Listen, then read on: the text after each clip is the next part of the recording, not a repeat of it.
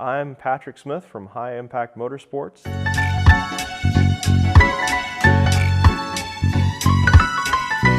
I work for High Impact Motorsports. My father-in-law and I have this shop out here in Las Vegas, Nevada. And been a Datsun owner for about 23 years. And I drive 4 different Datsuns, which you have here. So High Impact Motorsports, so our website is highimpactlv.com. But High Impact Motorsports is a shop that my father-in-law and I started back in 2010 when the economy went to crap. And we started out just doing custom work. It was one of those situations where my father-in-law and he had gotten involved with a business partner into a body shop called Fabulous Finish Custom Paint and Auto Body. And I was freshly out of work because the shop that I had worked for, the custom shop, went out of business. Had a lot of customers that were still looking for work, but that business had failed. And so I took over about 1,100 square feet of his shop, and we called the business High Impact Motorsports. And it's grown from that small 1,100 square foot portion of a body shop into the shop you see here today.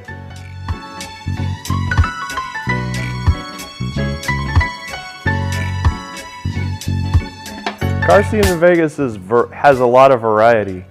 There are cars, there's a Model A club that I know of. There are cars that, you've got your typical muscle car crowd. You've got folks that are rolling around in their Chevy trucks, your GMT 800 guys that have the cat eyes Chevys that are running around. You've got your lowrider crowd. You've got your donk crowd. You've got all of that. And then you got our lowly little JDM crowd where you've got folks with the newer 90s era JDM cars like the Supras and the 300ZXs, and there's a few Skylines running around and your Hondas and stuff like that. And then, like I say, you've got your little old school Datsun and Toyota crowd. 702 LV Datsun is the group that we're part of. And it started out kind of small, pretty tight-knit group of guys, and it started out with just a bunch of Datsuns, but now it's a lot more than that.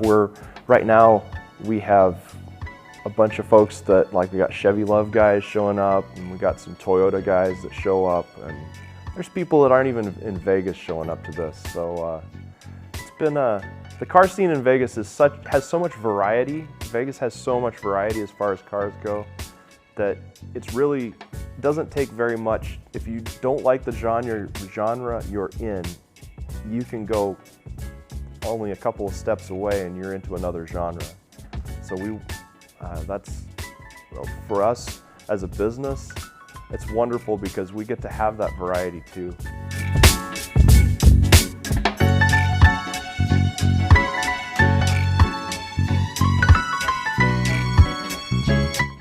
I've always been, in some way, shape, or form, been into cars. I can't even think. I mean, when I was in elementary school, I have little notebooks where I was in, like, journal time, drawing out what cars I was gonna build and how I was gonna build it. So I've always been into cars. For me, like, I think the biggest thing for me was I had the opportunity to go see my grandparents over summer when I was 15, and I was going to get a 1967 or 68, I don't remember exactly, 68 Datsun pickup truck. That was going to be my first vehicle. My grandpa and I were going to build it, and because I'm into cars, I started saturating as much information as I could about that particular car and the cars related to it. And so I think that's how I got into Datsuns in particular. But I spent all this time, and then my grandfather had a stroke, and we didn't end up building that. So instead, I got the 82 Datsun that I drive every day now, and then of course, because I'm just interested into cars, I've just continued to. I'm always interested in technical things, and transportation technology. So I just spend all this time going, I want to do something different, I want to try something different. Or I've always been into this thought process of just building my own vehicle. And I think, like I say, I think that stems from way back in elementary school when I was just so interested in cars back then. I think actually there was a little book that was in the library at school that was How Cars Are Made. And it was just this probably second grade level book, and it showed kind of the assembly line process of a car, a very basic car. And I thought to myself, that's just so cool.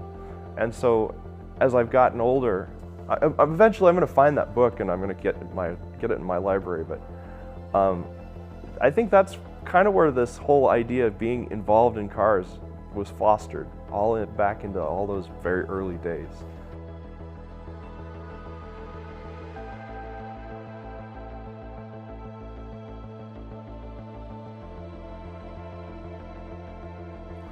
So to be fair, my dad was not into Datsun trucks. He had an old Chevy Love back when I was a kid that he got secondhand. That's what he drove to work. It was cool. I mean, it had the 4x4 stripes and all that other stuff on it. It was a 1980. And then my mom rolled it, and then he ended up with this 81 Datsun King Cab 4x4. And I liked the truck. I really did. And so and that's what I learned how to drive on. But as time went by, when I turned 15 and I got my 82 Datsun truck, I was really jealous because my dad had a 4x4, but my 82 Datsun was not. And so ultimately over the course of the last 23 years, if you think about it, there'll be 24 this year, what I've done is, while I was in high school, I ended up converting the truck from a two-wheel drive truck to a four-wheel drive truck, which is a whole process all in itself. And then I eventually bought a stripe kit to match his truck. And so my dad and I both now have matching King Cab 4x4s. But ultimately, he was not into Datsuns.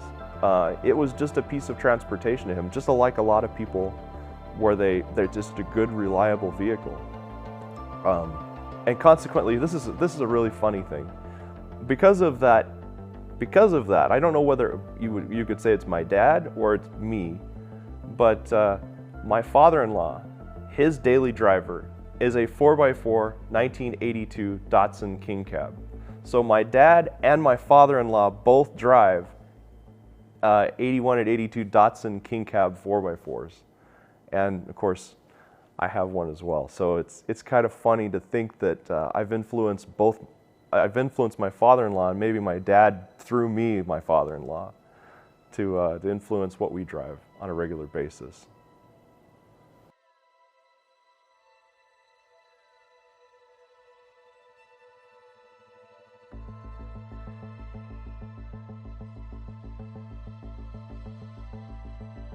Well, we're going to talk about the Datsun 1200 here. It's a 1972 model.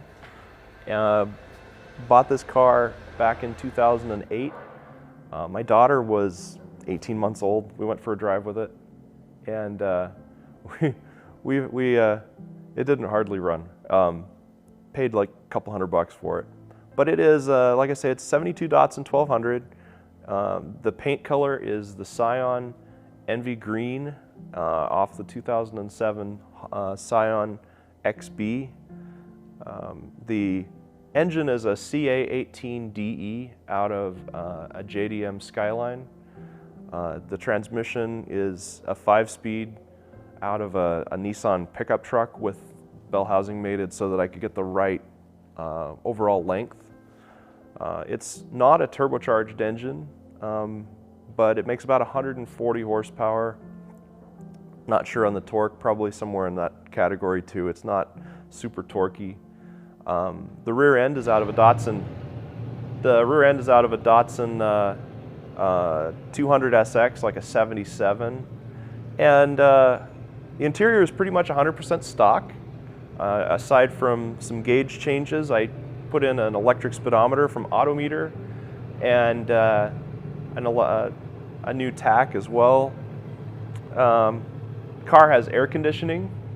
We built our own kit, air conditioning kit for it, using the air conditioning compressor from the Sylvia, and changed just a number of things. The wheels on it are the wheels are actually knockoffs of the Mark IV SSR. Those are just Koenig B-bomb wheels, and they're a different offset. They're a +28 offset in the front, and then a 0 offset in the rear. They're like 15x7s.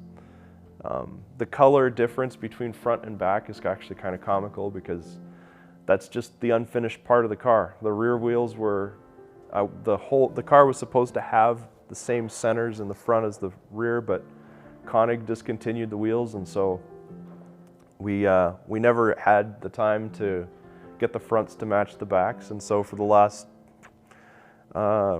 8 years, it's just been running around on mismatched wheels. But it's come to be the way that the car is perceived, and so we just don't care. Beautiful car, though. The interior was redone at some point. I'm not sure exactly when, but it was before we got the car.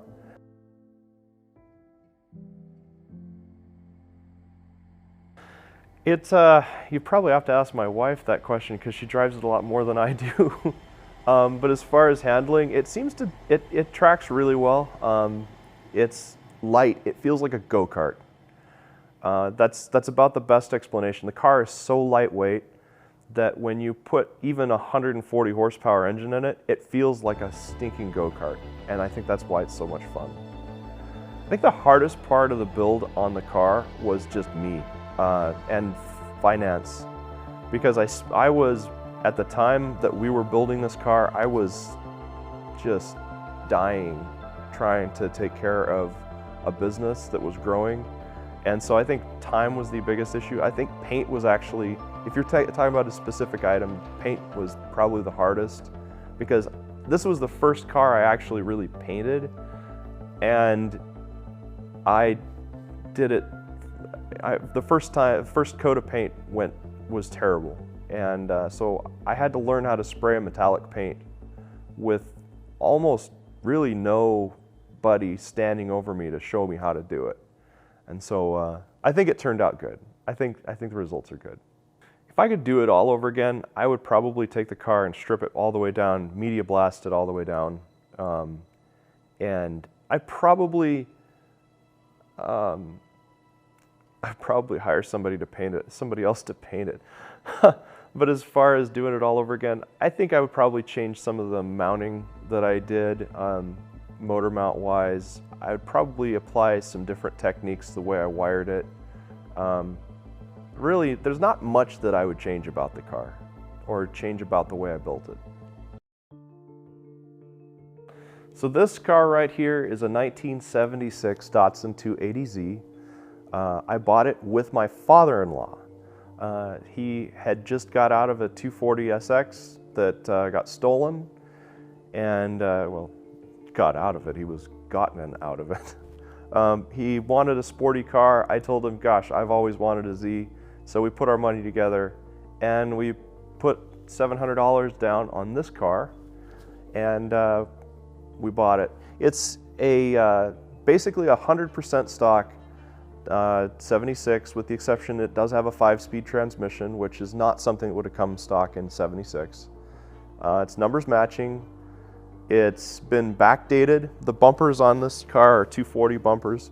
So I backdated the bumpers, changed the air dam. It's got the louvers on the back, which are very characteristic of that era. It's got a powder-coated valve cover. I can't really say that there's a whole lot going on with the car that's very different than stock. It does have a twice pipes exhaust. So this would be the Motorsport Auto twice pipes exhaust. And even then, it's a used setup that was on another car. So it's been a complete budget build. The seats are actually Mazda Miata seats. They are super comfortable. I have a customer who has Miata seats in his car, and I fell in love with them, and so they've made it into this car.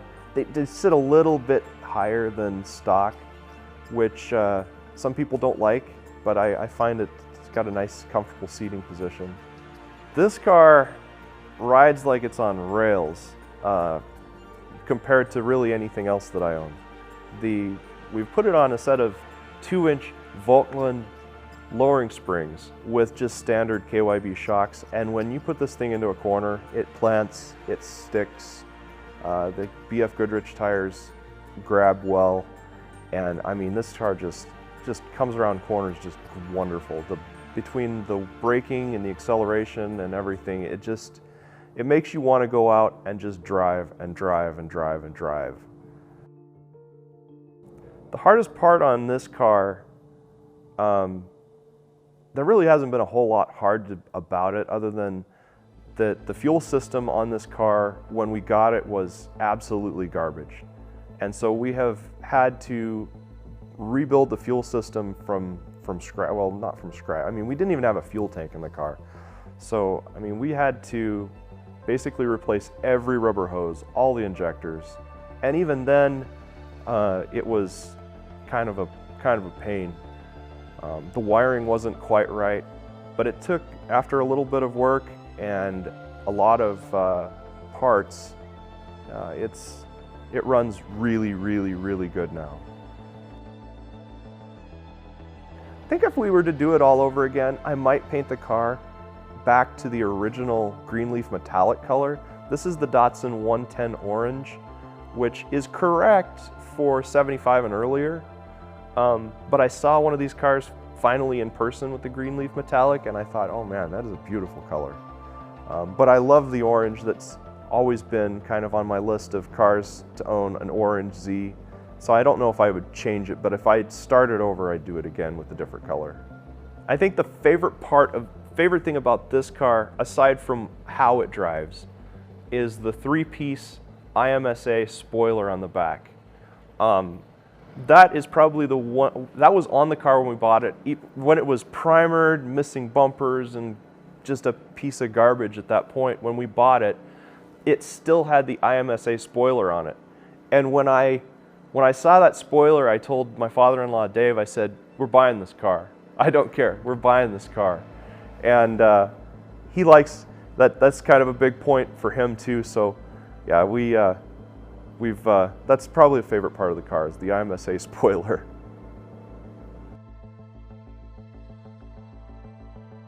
Let's talk about this guy.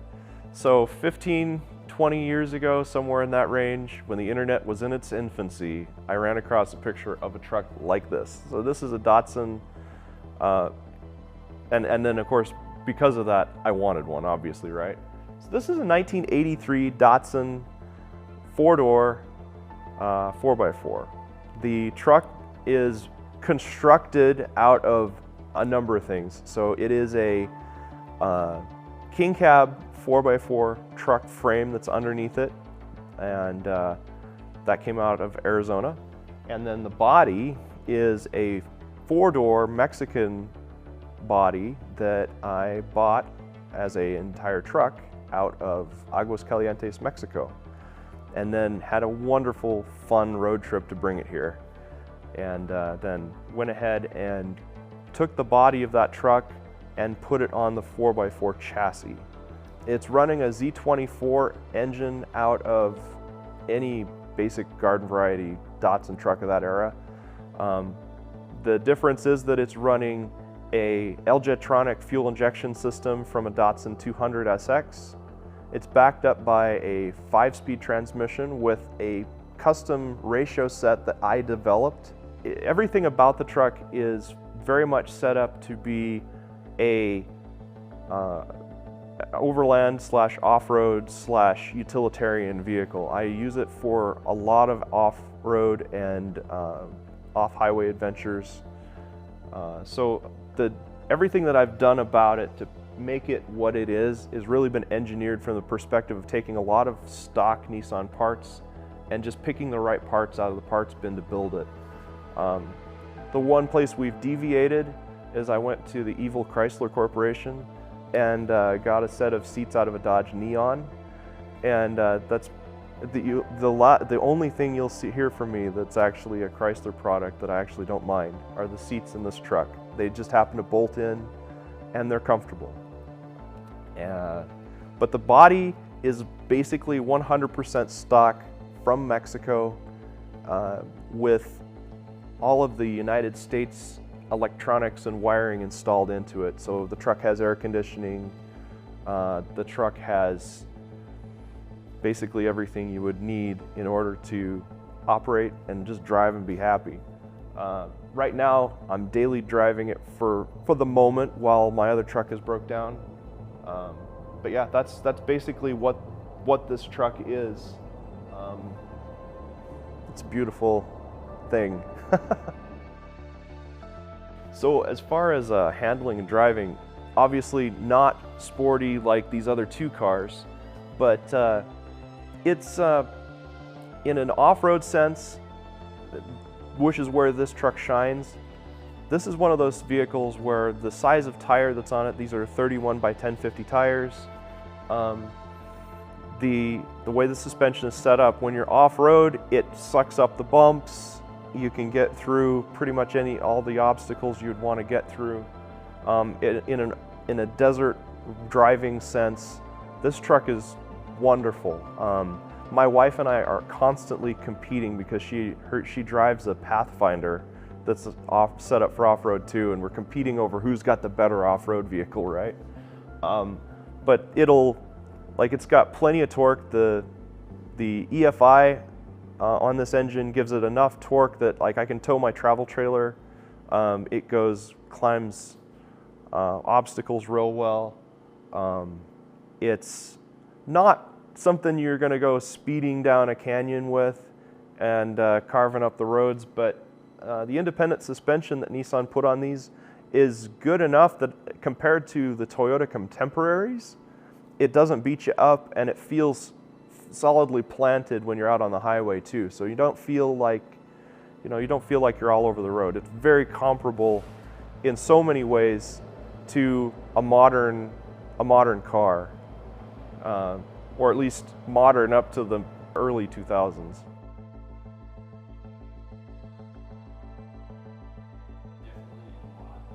I would probably get a less rusty body of a truck.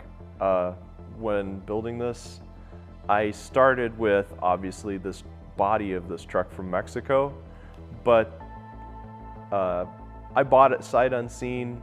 I didn't really get any pictures of certain spots that I know are problem areas for rust, but I was also on a tight budget, and so I got what fit my budget. And to be fair, if I'd have bumped that budget up, I could have bought a rust-free example and been a lot further ahead.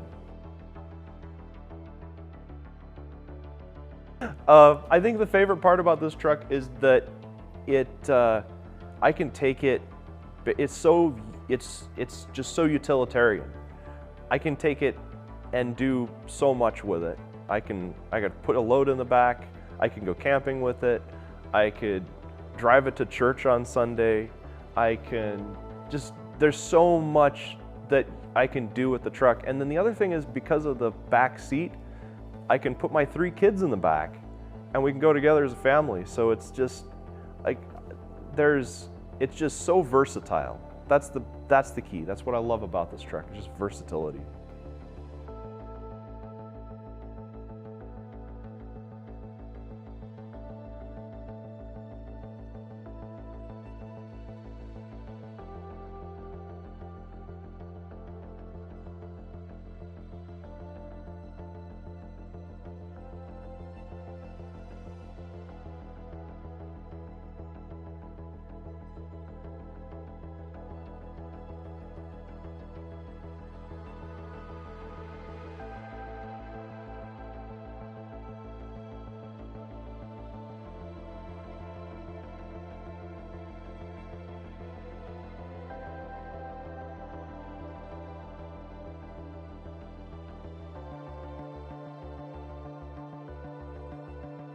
Lifted truck.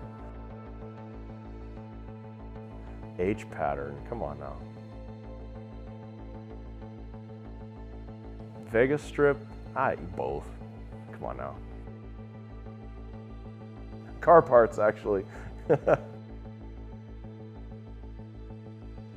Ooh, James May, gotta go with the OG. The Hoff. Probably Van Halen, come on now. All right, so people can find me at DA82KC on Instagram and at High Impact LV at Instagram and at our website highimpactlv.com or just pick up the phone and call 702-644-0284.